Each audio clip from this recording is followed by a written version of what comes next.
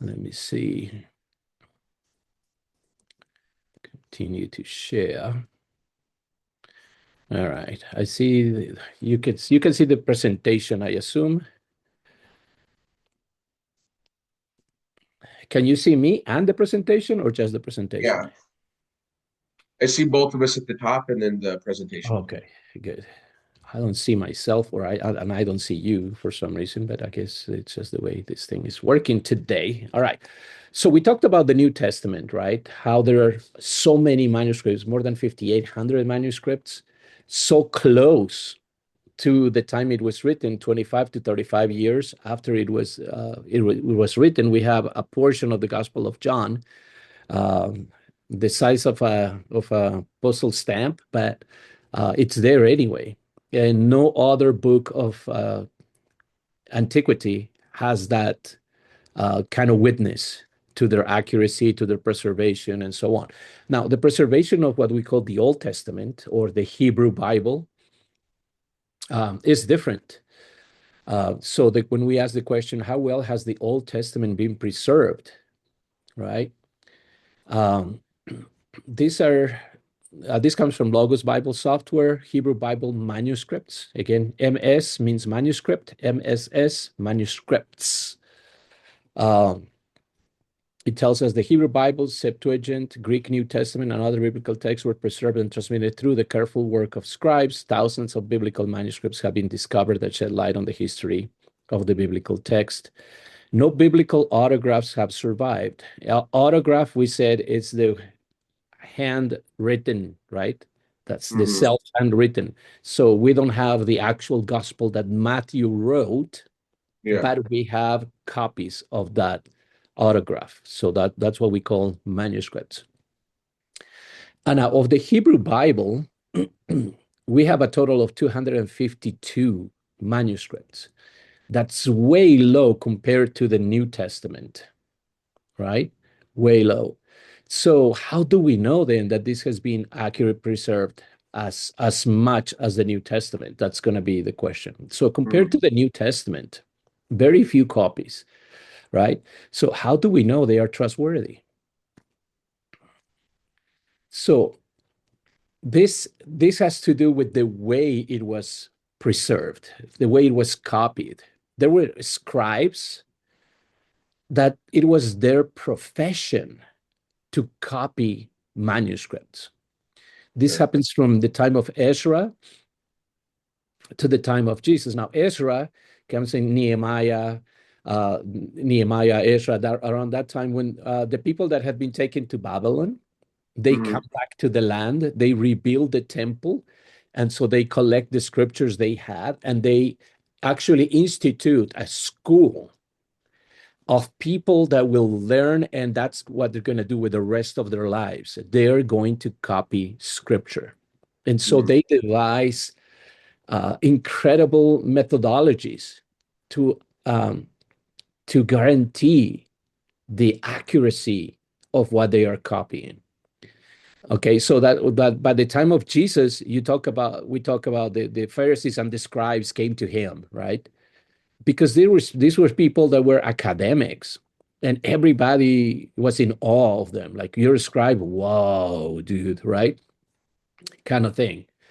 So the scribes copy scripture from the time of Ezra to the time of Jesus. So we know that by the time of Jesus, they had the same thing they did back in the time of Ezra. Mhm. Okay. After that, come what they call the Talmudists from about 100 to 500 after Jesus. Okay. Anno Domini. Uh, they are also very fanatical in the way they copy the scriptures, their own scriptures, obviously. They're going to be just Jewish scholars, not Christians, but that's what they do as a profession. And then after that, we have what we call the Masoretes or the Masoretic period from 500 to 900, which they take over. They take over that and they copy the scriptures. Each one of these was a profession, all right? And in the case of the Jews, of later years, every Jew contributes to the formation of the next generation of scholars. So they are paid, they are provided food and shelter and everything else so that they can devote all of their time to doing this kind of thing. Right. So the difference between this and the New Testament is in the New Testament, we have churches everywhere and we have people that receive a letter of Paul and they said, hey, Paul said to send this to also the letter of to the church in Laodicea. Okay, so we need to copy this. Who knows how to write, right? Okay, you do. Yeah. Okay, come on, copy it. So they're not professional copyists, but Mm. they can read and write and copy. Right. So that's the difference. And so they produce so many that's why we have 5,800 plus. In this case, the process was a little bit different because these are professionals that devote their lives to doing that. All right. So after the Masoretic period is what we call the Hebrew text period. And we have some manuscripts from 900 AD. And at some point, that was the oldest manuscripts we had. 900 years after Jesus. All right. But that doesn't affect us in the least. And I'll explain why. So, what makes you think the process used by the scribes and Masoretes was adequate, right? Again, whenever we have a question, it's the skeptic asking the question. I don't believe that. What makes you think the process was adequate, right? Well, the copyists during this period, number one, their education. Like all of their education is geared towards doing this, working with manuscripts, copying manuscripts, passing them on to the next generation. So they had PhDs in doing this. So the whole education for them was geared towards this. So they were professionals. They had crazy rules for copying, crazy rules for copying. They had to do it in a certain way. For instance, if they're copying Genesis 1:1, they would have a manuscript and then an empty, a blank manuscript on one side and the written one on the other. They would read, in the beginning. Then they would say, in the beginning. Then they will write, in the beginning. And so on, like letter by word by word, they would read it. God created, God created, God created, and they would do it like that. So the rules for copying, it wasn't like they couldn't copy anything from memory. That was one of the rules. Even if they knew in the beginning God created the heavens and the earth, they wouldn't do it. They had to actually read, pronounce it out loud, and then write it down. Right? The reverence for scripture was huge, right? They saw this not only as a profession, but a calling. They tried to their best to be faithful to the God of scripture. That's why at the time of Jesus, Jesus was so offensive to them because instead of keeping himself away from sinners, he mixed in with the sinners. He ate with sinners. He called tax collectors who were betrayers of the Jewish nation to be his disciples. So all of that is offensive to people that are living for God, right? He has this, I don't know, in I guess in contemporary terms, bro, he's got that drug dealer with him. Like he's one of his disciples. This dude is not right, right? Oh, he's got that street walker with him. That's not acceptable. And he brings them to church. I mean, what's going on with this guy? Kind of thing, right? So they had reverence for scripture, and then their ceremonial care. They had to use a fresh, what do they call them? Those writing instruments. They had to dip it in even the ink was a special type of ink, and it was done according to certain ceremonies. But they had to use a fresh pen every single time they wrote the holy name of God. So, like they're beginning the first verse, and in the beginning, God created the heavens and the earth, or wherever the name Yahweh appears for the first time. Oh, I can't use this pen anymore. Let me use a different one, a fresh one, dip it, and then they write Yahweh, right? So it took forever to actually make a copy. But then they also, let me see what, okay.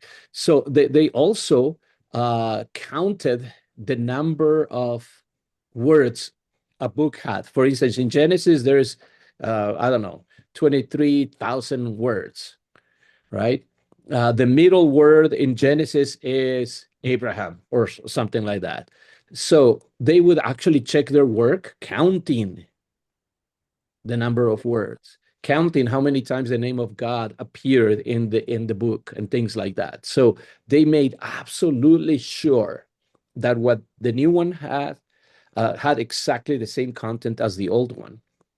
And they replaced older manuscripts when they started to fade, like the edges started to be um, because of use kind of destroyed. And so they would actually take that and bury it. They wouldn't just throw it in the garbage. Sometimes they would give it to schools to teach the kids how to read. But other times they would just either they would bury it, literally bury it with ceremonies and whatnot, or they would put it in a special room within a synagogue or the temple for old manuscripts, and they would just keep it there like as something holy because now they have a fresh copy, right? And so that's how they know we can really trust this one to be exactly like the previous one. So there is no problem in thinking, oh yeah, what if they change something? Because that does not happen with them, right? So if the oldest manuscript is from around about 900 AD, right? How do we know it is accurate? So 900 AD, that's 900 years after the birth of Jesus. But this started being written by Moses way back, 1500 years before. And Ezra started doing this like probably 400 years before Christ. Like, how do we know that it hasn't changed in all that time? Right? That's when you enter the Dead Sea Scrolls. Now, it was about February of 1947. A shepherd boy was looking for a lost goat. And there are caves and caves and caves around the place. It's called Qumran today. So he can't go into every cave, but goats, they can climb like nobody's business. So he looks at a cave and he says, I wonder if it's in there, right? So he throws a rock inside and he hears the sound of something shattering inside. And you're like, wait, what was that? And so he climbs in and looks inside, right? And he found in that cave jars that contain rolls of manuscripts. Now, the guy didn't know how to read those manuscripts, right? But this is 1947. In 1948, the state of Israel is founded in the Holy Land, right? Approved by the United Nations, whatever. So it's very close to our time, right? So he finds these manuscripts and he takes them out. He shows them to his friend. And then they say, yeah, well, who can use this? Because some of those manuscripts were made of animal skin. Well, who works with animal skins that we know? Well, somebody that makes sandals, shoes. And so they sell some of those to a guy that does precisely that, right? And this guy, instead of using them for shoes, he's like, these look like holy writings. So he takes it to his pastor of some like a Coptic church or some sort. And the pastor says, okay, well, I'll buy them for you. And he buys them for like $100. The day he sends them to an expert in Jerusalem, and he realizes, oh no, these are ancient Bible manuscripts. And so long story short, some of those ended up selling for thousands of dollars, obviously, right at the end. So what they found out is that these were biblical manuscripts, commentaries on the scriptures, and rules of a community that lived outside Jerusalem at that point in time. Mhm. And they were, once they start dating the scrolls, um, they were from, they say 150 before Christ to about 50 years after Christ. So about 200 years in the dating, right? So some of those may have been in use when Jesus was on earth. So they Mhm. had practically been preserved for 1900 years Mhm. in those caves. And obviously, once they found those, they realized they can make money. Everybody went cave by cave to find scrolls. And amazingly, there were 11 caves that had manuscripts in them. Some What? were in jars, others were just on the floor, and so they were more decomposed because they were just on the floor. Thankfully, though, that place is very dry year round.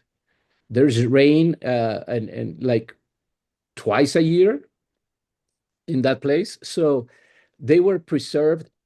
That was the best place for them to be preserved, because otherwise they would have been long gone.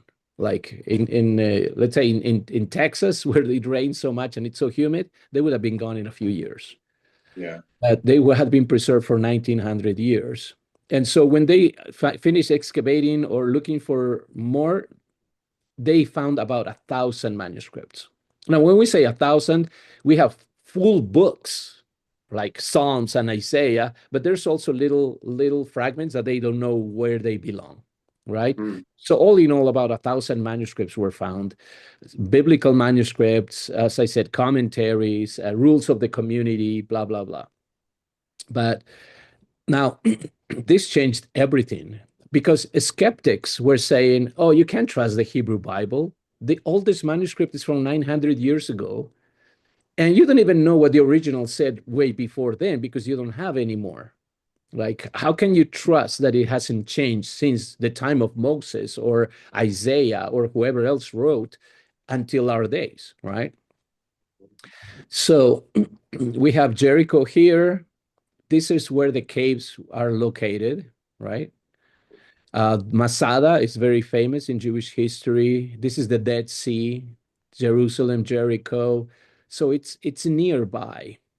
It's very near. It's like 7 miles, I think, from Jerusalem to the caves, and it's all downhill. So I heard a scholar said that he got on his bike and he went downhill. He didn't even have to pedal all the way from Jerusalem to Qumran, right? Man. Of course, he had to take a bus probably on the way back, right? But yeah, so this is a sample of the manuscripts. Obviously the edges are worn by time, right? They have holes. Anything that's white there would be uh, like holes and stuff. And this was the type of jars that they were in. And so Mhm. some of them were inside, they were sealed, and the edges were sealed with mud, right? So those are the best preserved ones. But others, as I said, just were on the floor and whatnot. So Qumran is right there, and these are the caves, right? And they count all of that place trying to find more manuscripts because now they realized, hey, this is a lot of money. Mhm. So shepherds, Bedouins, scholars, everybody was looking for those things. This is Cape 4. This is the first one that was found. Um, and as I said, there's many, many caves all over the place. Um, there was some, I think, a couple of scrolls that were made in copper, like actually metal was used for those. But there was only like one or two, and we have the Dead Sea Scrolls, right? Mhm. So the types of literature found among the Dead Sea Scrolls, DSS, in the literature is going to be Dead Sea Scrolls. So, biblical manuscripts for all books of the Bible except for Esther is the only book that was not found among the manuscripts. All the other 66 are there. Then there's commentaries to biblical books. They call them Pesher. Like there's a commentary that's famous to the book of Habakkuk. right? And they give their interpretation of the book. And there's what we call parabiblical literature, which is apocrypha, pseudepigrapha. Here would be probably like something like the Book of Jubilees, maybe the Book of Enoch, things like that, that wasn't considered scripture, but they had them because it's their literature, right? In Bolivia, where I come from, we have what they call a book of legends. And it's like, for instance, the origin of the potato. We have a legend for the origin of the potato. Now, we preserve those, obviously, and one day I would love for my kids to read, and I need to make sure I do that, right? Because it's part of our culture. I don't think it's Bible, but I may treasure it just because it comes from my land. So it's kind of like the same thing. They knew some of those were legends, some of them were made up and whatnot, but they still kept those, right? And then they have what we call legislative material, law. Like 1QS is one of the most famous manuscripts. It has the rules of the community that lived there, right? Like you couldn't join that community unless you were on probation, I guess, for 2 whole years. You had to give every possession you have to the community. Nobody has their own thing. And they were all waiting for Messiah to come, right? So these are called Essenes, which are not mentioned in the Bible. And the only reason we know about them is because of the discovery of the Dead Sea Scrolls. But to me, it's fascinating that there was a community of Jewish people living outside Jerusalem. And the reason they did that is because they thought that the priesthood in Jerusalem was corrupt. And they are right, it was corrupt. And so they didn't want to have anything to do with the people, both, even the Pharisees to them were like, they didn't keep the law as strictly as they did. So I think somebody said that the word Pharisee comes from soft. They were soft in their stance on the law of God. Now, if you think, man, at the time of Jesus, we think the Pharisees were like the most strict about the law. And these Essenes think that the Pharisees were like soft.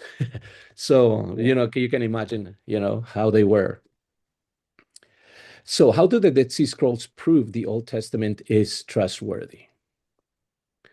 And obviously there's a lot more I could say about that community, blah, blah, blah. But so we have what they call the Great Isaiah Scroll from Qumran. It's one of the first to have been discovered. And this is actually pictures of that. As you can see, beautiful. I wish I could read. The writing is a little tough for me to read, right, to be honest, right? But yeah, I can recognize some letters, right? But the type of script is not as square as I am used to. But for instance, what they did, they went to Isaiah 53 on that scroll, all right? They carbon dating and everything else, they say it's about written on 125 BC, right? So 125 years before the Lord, this was copied, right? Remember that our oldest manuscript was from 900. Now we are at 125. So compared with the version of 900 AD, only 17 letters were questioned. 10 are spelling problems. Let's say, what's the spelling problem? Let's say we spell John John, but in this manuscript, for some reason, they go Jhon, right? So does that make any difference? No, it's still John, right? So 17 letters. Out of the 17, 10 are that problem, spelling. 4 letters are minor stylistic changes, like conjunctions. So instead of writing will not, somebody wrote want. That's not a big deal, right? So 4 letters have to do with that. Okay. So from all the 17, we have 3 letters that remain in all of Isaiah 53. The last 3 letters form the word light in verse 11. That means either the Isaiah scroll has the word light and ours doesn't, or the one from 900 doesn't have the word light. But when you read the verse, it doesn't affect the meaning. Yeah. So one word of 3 letters, right? In about 800 years, but everything else is the same. I mean, that's amazingly accurate, Yeah. right? So that's And if why we can't trust that, then how could we trust any of the other like manuscripts on people? If we can't believe that, like, oh, see, we have this little bit of there's a little bit of error, and if it was God, it would be perfect. It's like, well, actually, that's if anything, that makes it more perfect because that just shows that we're not perfect, but He is. correct. Because And this is the thing, like what people expected was that there would be amazing changes, like Mhm. the message would be different. Yeah, They expected somebody to have edited all kinds of things into it, yeah, like, and it I was mean, word for word. humans are tempted to do that all the time, Yeah. Let me but make it sound better. and obviously this wasn't changed on purpose, just somebody for some reason. Again, if you're copying manuscripts from dusk to dawn, right? By the end of the day, you're like probably a little bit, dude, right? And so, Yeah. yeah, you are gonna make mistakes because you're human, and that's probably what happened in this case. It's 3 letters, and suddenly, like, and the scribe never knew what he did, right? Were it not for his humanity, this would have been absolutely perfect. Mhm. So yeah, and so that's how then that the all the skeptics that said, oh, the Bible has probably been written and rewritten, changed, and we don't even know, right? It's completely gone. Mhm. It was completely destroyed. Like skeptics were like, I'm not going to talk about that anymore. Like, it's not even worth it. So that's how powerful it is. Um, and so because of the Dead Sea Scrolls, a whole new generation rose knowing that the Hebrew Bible is accurately preserved for us. Mhm. And somebody may say, how do we even know this scroll ever existed, right? Like you talk about the Isaiah scroll. Oh, you can go and see it actually. Yeah. It's located in the shrine of the book in Israel.